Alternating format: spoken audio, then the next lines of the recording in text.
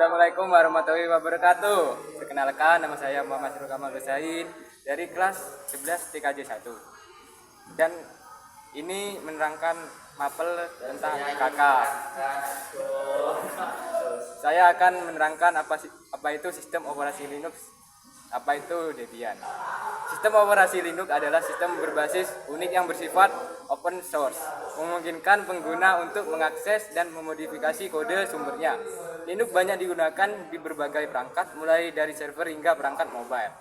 Debian, di sisi lain, adalah salah satu distribusi Linux yang terkenal. Debian karena stabilitas dan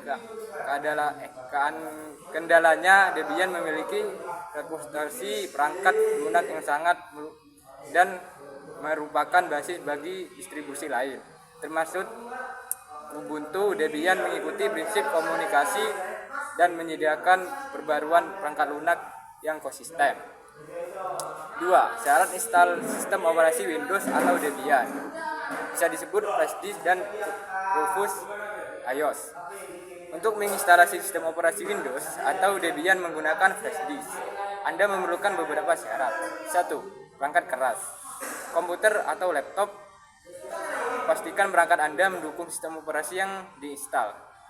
Flash disk, minimum 8 GB untuk Windows, 4 GB sudah cukup untuk Debian. 2. Perangkat lunak. Rufus, aplikasi untuk membuat bootable USB dari file ISO. File ISO, Windows ISO dapat diunduh dari situs resmi Microsoft. Debian ISO dapat diunduh dari situs resmi Debian. 3. Langkah-langkah unduh dan install Rufus. Pastikan Anda memiliki versi terbaru. 2. Siapkan flash disk. Sambungkan flash disk ke komputer. 3. Buka Rufus. Pilih flash disk di bagian Define. Pilih file ISO yang ingin digunakan. Sesuai pengaturan partisi sistem file sesuai kebutuhan. Memulai proses klik start untuk membuat bootable USB. Set BIOS atau UEFI. Atur komputer untuk boot dari USB. Setelah semua langkah selesai, Anda dapat memulai menginstal sistem operasi dalam mengikuti petunjuk yang muncul saat booting dari flash disk. 3. Mengenai dual boot. Apa itu dual boot? Bagaimana cara kerjanya? Ya, apa itu dual boot?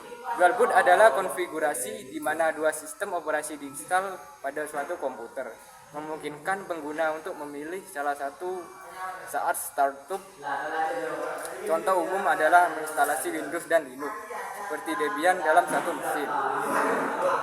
Dan cara kerjanya dual boot adalah 1. Partisi disk. Disk dibagi menjadi beberapa partisi. Setiap sistem operasi diinstal pada partisi yang berbeda. Boot folder. Saat komputer dinyalakan, boot folder seperti grup untuk Linux memuat dan memberikan menu untuk memilih sistem operasi yang akan dijalankan. 3. Memilih OS. Pengguna memilih sistem operasi dari menu bootloader. Setelah pemilihan, bootloader memuat kernel dan sistem operasi yang dipilih. Langkah-langkah mengatur dual boot. 1. Backup data. Selalu cadangkan data yang sebelum mengubah partisi atau menginstal sistem operasi baru. 2. Siapkan partisi. Gunakan alat manajemen partisi seperti gparted untuk mengalokasikan uang bagi sistem operasi baru. 3. Install sistem operasi. Install sistem operasi kedua, misalnya Debian. Pada partisi yang telah disiapkan, partisikan bootloader yang digunakan dapat mengenali kedua sistem operasi. 4. Konfigurasi bootloader. Setelah instalasi, bootloader biasanya akan terkonfigurasi secara otomatis untuk menampilkan pilihan sistem operasi saat booting.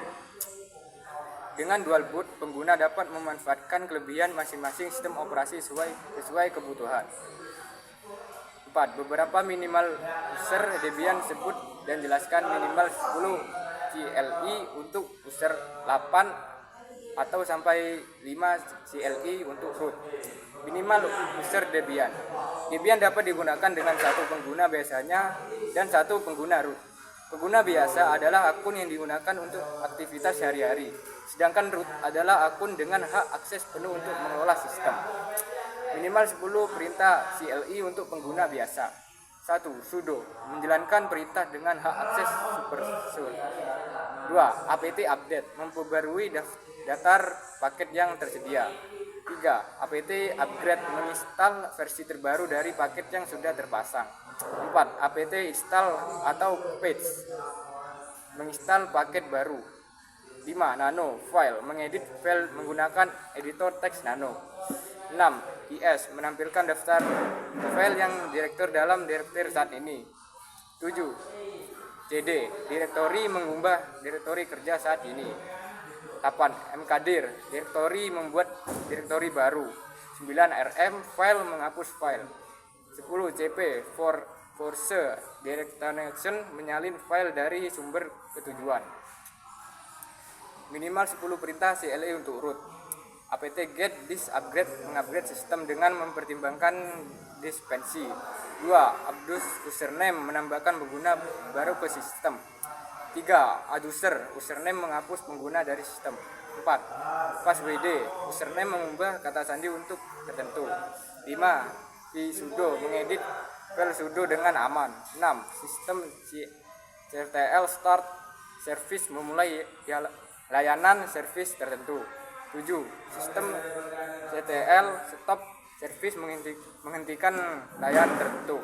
8. Div, menampilkan pengguna ruang disk dalam format yang mudah dibaca. 9. Top, menampilkan proses berjalan secara real time. 10. Shutdown, now, mematikan sistem segera.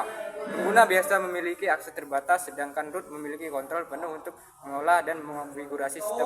Sekian dari saya. Kalau ada yang salah atau kurang tepat bisa dimaafkan. Sekian dari saya. Wassalamualaikum warahmatullahi wabarakatuh.